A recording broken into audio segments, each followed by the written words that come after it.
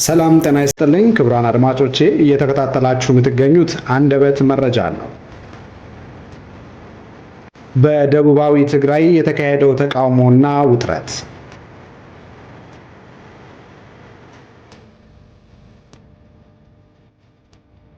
የትግራይ ክልል ጊዜያዊ አስተዳደር ፕሬዝዳንት ሌተናል ጀነራል ታደሰ በክልሉ ደቡባዊ ዞን የአስተዳዳሪዎች ሹምሽር ማድረጋቸውን ተከትሎ ነባሩ አመራር ለምን ከስልጣን ተነሳ እንዲሁም የወረዱበትን ሂደት በመቃወም እየተደረጉ ያሉ የአደባባይ ሰልፎች ቀጥለዋል።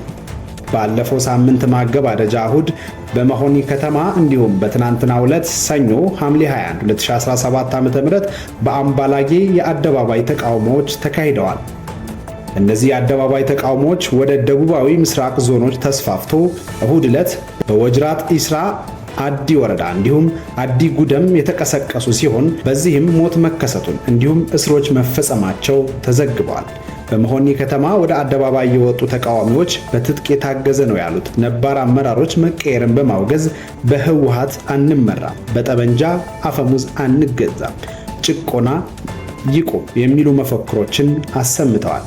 የትግራይ ክልል ጊዜያዊ አስተዳደር ፕሬዝዳንት ነባሩ የደቡባዊ ዞን አስተዳደር ከስልጣን ወርዶ በአዲስ ተሿሚዎች እንደሚተካ ውሳኔያቸውን ሐምሌ 15 2017 ባስታወቁበት ወቅት በቀጣይ ሊከተሉ የሚችሉ አደጋዎችን ለማስቀረት ያለመ እንደሆነ በወቅቱ ገልጸው ነበር።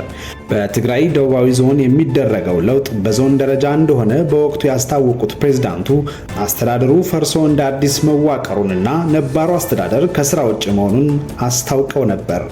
በዞኑ አመራር ስፍራ ላይ የነበሩ ግለሰቦች በክልሉ አስተዳደር ሌሎች የኃላፊነት ቦታዎች እንደሚመደቡም በወቅቱ ተገልጾ ነበር። ወጅራት ኢስራ አዲ ወረዳ ከነበረ የአደባባይ ተቃውሞ ጋር በተያያዘ እስርና ሞት ያጋጠመ ሲሆን በዚህም አንድ አርሶ አደር መገደላቸውና የሁለት ሚዲያ ጋዜጠኞች ታስረው እንደነበር ተገልጿል። የትግራይ የግል የመገናኛ ብዙሃን የሆኑት ቲቪኤስ ቴሌቪዥን ቲፒኤም የተቃውሞውን ለመዘገብ የሄዱ ጋዜጠኞቻቸው በቁጥጥር ስር ውለው እንደነበርና በኋላም መለቀቃቸውን ገልጸዋል። ታጣቂዎች የካሜራ ባለሙያውን ቪዲዮ እንዳይቀርጽ እንዳስፈራሩትም ተገልጸዋል። ሚዲያዎቹ ተቃዋሚዎቹ ጣልቃ ሊገቡ በሞከሩበት ወቅት ፖሊስ ተኩስ ከፍቶ አንድ ሰው መግደሉን በጋራ መግለጫቸው አስረድተዋል። የቲኤም ዋና አዘጋጅ አድሃኖም ሰርጸ ለቢቢሲ ትግርኛ እንደተናገሩት ጋዜጠኞቻችን ከከባድ ጥረትና የሞት ስጋት በኋላ በሰላም ተገኝተዋል። መቀለ ከመጡ በኋላ የታዘብነው ድንጋጤና ሽብር በህዝብ ላይ እየደረሰ ያለውን ግፍ በሚገባ አሳይቷል ብለዋል። አድሃኖም ጋዜጠኞቹ በአዲ ጉደም ባህሪ ጸባ ጣቢያ በተባለ ስፍራ የታቀደ ህዝባዊ መድረክን ሪፖርት ለማድረግ ወደ ከተማዋ ማቅናታቸውን ተናግረዋል። አዲ ጉደም ሲደርሱ ህድሞ በሚባል አካባቢ በታጣቂ ኃይሎች መያዛቸውን አድሃኖም ለቢቢሲ ተናግሯል። ጋዜጠኞቹ ከ3 ሰዓታት በኋላ ቢፈቱም ወደ መቀሌ መመለስ እንደማይችሉ እንደተናገራቸው ገልጸዋል። በታጣቂዎች በቁጥጥር ስር ውለው ከነበሩ ጋዜጠኞች ጋር ቪዲዮ አትቅረጹ በሚል በተነሳ ግጭት አንድ የአርሶ አደር ህይወት ማለፉን የዓይን እማኞች የተናገሩ ሲሆን የአርሶ አደሩ የቀብር ስነ ስርዓትም በትናንትናው ዕለት ተፈጽሟል። የደቡባዊ አስተዳደሩ ኃላፊነታቸውን እንዲነሱ ተደርገው የነበሩት የደቡባዊ ዞን አስተዳደር እንዲሁም መዋቅሩ ወደ ኃላፊነታቸው እንዲመለስ ከታደሰ ወረደ ጋር ስምምነት ላይ መድረሱን የዞኑ አስተዳዳሪ ሀፍቱ ኪሮስ ለቢቢሲ ገልጸዋል። አቶ ሀፍቱ ኪሮስ ተደረሰ ስላሉት ስምምነት ከትግራይ ክልል ጊዜያዊ አስተዳደር ፕሬዝዳንት በኩል የተሰጠ ይፋዊ መግለጫ የለም። የክልሉ መገናኛ ብዙሃን ጉዳዩን አስመልክቶ የዘገቡት የለም።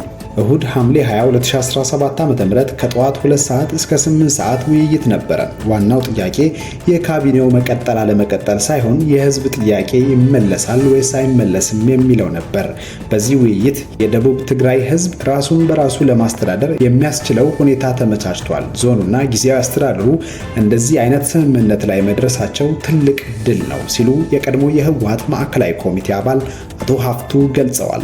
ባለፈው ሳምንት ሰኞ ምሽት አድማ በታኝ ፖሊስና ሰራዊት በማይጨውና በመሆኒ በተሰማራበት ወቅት አቶ ሀፍቱ ኪሮስ ካቢኔውና ከተቀረው አመራር ጋር ከተሞቹን ለቀው መሄዳቸው ተነግሯል። በዞኑ የተነሳውን ውጥረት ለማርገብ ከትግራይ ደቡባዊ ዞን ወረዳዎች የተውጣጡ የአገር ሽማግሌዎችና የሃይማኖት አባቶች ወደ መቀሌ በመሄድ ከትግራይ ጊዜያዊ አስተዳደር ፕሬዝዳንት ታደሰ ወረደ ጋር ንግግሮችን አድርገዋል። ውይይታቸውን ተከትሎ ጀነራል ታደሰ ወረደ ወደ ደቡባዊ ትግራይ ዞን መቀመጫ ማይጨው አቅንተው ከአገር ሽማግሌዎችና ከህዝብ ተወካዮች ጋር ውይይት አድርገዋል። በተጨማሪም የዞኑ ካቢኔ ጊዜያዊ አስተዳደር ጋር ካደረገው ውይይት በኋላ በስፍራው ተሰማርተው የነበሩ አድማ በታኞች እየወጡ እንደሆነ አቶ ሀፍቱ ገልጸዋል። በመሆኔ የተሰማሩ አድማ በታኝ ፖሊሶች እሁድ ዕለት ወጥተዋል። ከማይጨው ደግሞ ሰኞ እየወጡ ነበር።